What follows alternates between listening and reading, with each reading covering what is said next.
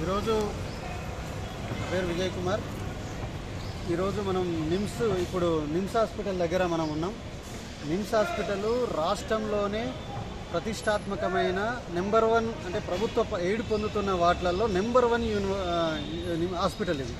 ఈ హాస్పిటల్లో ఈరోజు మనం చూస్తే ఇక్కడ అంటే మా మదర్ కూడా ఇక్కడ అడ్మిట్ కావడం జరిగింది.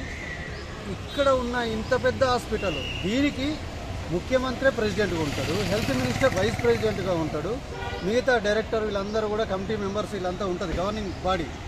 ఇది రాష్ట్రంలో వైద్యం అందించడంలో చాలా అత్యున్నతమైన హాస్పిటల్.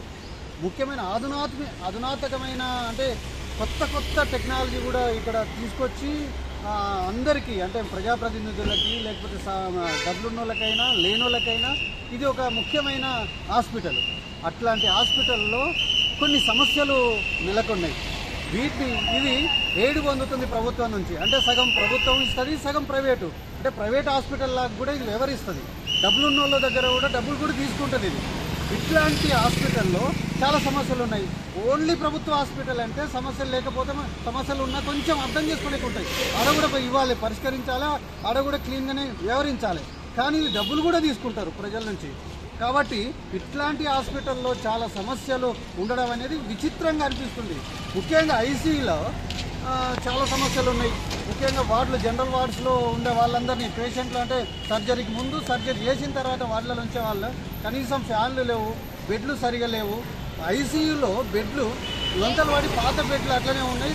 దాంట్లో పడుకుంటే ఇంక అదనంగా బొక్కల రోగాలు వచ్చే పరిస్థితి ఉంది, అంటే వెన్నుపూస రోగాలు వచ్చే పరిస్థితి ఉంది. ఇట్లాంటి సమస్యలు చాలా. బాత్రూమ్ సరిగా లేవు, దాన్ని క్లీన్ లేదు, అవి రిపేర్ చేయించట్లేదు. అట్లాగే వేరే జనరల్ వార్డులలో లేకపోతే పక్కన ఉన్న వార్డులలో టాయిలెట్స్ ఇవన్నీ కూడా క్లీన్ చేయడంలో ఇట్లాంటివి లేవు. ఇవన్నీ కూడా పరిష్కరించాల్సిన అవసరం ఉంది. ముఖ్యంగా ఈ హాస్పిటల్కి దాదాపు 316 కోట్లు ఈ ప్రభుత్వం కేటాయించింది. అంటే అవన్నీ సాలరీస్ కోసం కేటాయించింది. అదనపు డెవలప్మెంట్ కోసం 24 కోట్లే కేటాయించారు. దీన్ని ఒక 500 కోట్లు కేటాయించాల్సిన అవసరం ఉంది, దాన్ని కేటాయించట్లేరు. దీంట్లో ఇప్పుడు ఇక్కడ పనిచేసే వాళ్ళకు సాలరీస్ సరిగా ఇవ్వట్లేదు. డాక్టర్ల ముఖ్యంగా ఏంటంటే డాక్టర్ల కొరత చాలా ఉంది. సీనియర్ డాక్టర్స్ ఇందులో ఉండాల్సిన వాళ్ళు బయటకు వెళ్ళిపోతున్నారు, ఉంచుకోలేకపోతున్నారు. కొత్త అదనంగా అవసరం ఉన్న డాక్టర్లు ఇంకా చాలా అవసరం ఉంది, దాన్ని పెంచట్లేదు. ముఖ్యంగా ఈ చుట్టుపక్కల కూడా ఆక్యుపై కూడా జరిగింది. ఈ ఆక్యుపైని కూడా ఆపడంలో వీళ్ళు విఫలమయ్యారు. ప్రభుత్వ ముఖ్యమంత్రి ఉన్న దీనికి ప్రెసిడెంట్గా ఉన్న దాంట్లో ఇట్లాంటి సమస్యలు ఉండడం అనేది చాలా విడ్డూరంగా అనిపిస్తుంది. వెంటనే ముఖ్యమంత్రి జోక్యం చేసుకోవాలి. ఈ హాస్పిటల్లో సమస్యలు వాటిని పరిష్కరించాలి. ముఖ్యంగా డాక్టర్లని లేకపోతే నర్సులని ఇట్లాంటి వాళ్ళని కూడా పెంచాల్సిన అవసరం ఉంది. ఎందుకంటే ఇది రాష్ట్రంలోనే పెద్ద నిమ్స్ హాస్పిటల్, పెద్ద హాస్పిటల్ కాబట్టి అవి చేయాలి.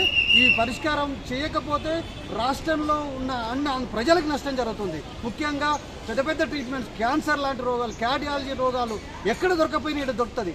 కాబట్టి చాలా మెయింటెనెన్స్ ఇవన్నీ బాగున్నది. కానీ ఆక్యుపై ముఖ్యంగా పార్కింగ్ మళ్ళీ ప్రైవేటు వాళ్ళకి బాలాజీ అని మెడికల్స్ వాళ్ళకి ఇచ్చారు. ప్రైవేటు వాళ్ళకి ఎట్లా ఇస్తారు? ఇచ్చినా అందులో మందులు జనరిక్ మందులు అమ్మాలి. అట్లా కాకుండా ఉత్తర రేట్లో తీసుకుంటున్నారు.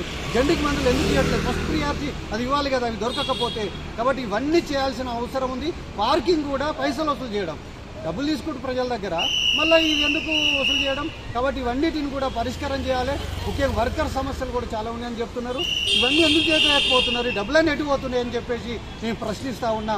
వీటిని పరిష్కరించాల్సిన అవసరం ఉందని చెప్పేసి ఈ సందర్భంగా డిమాండ్ చేస్తా ఉన్నా.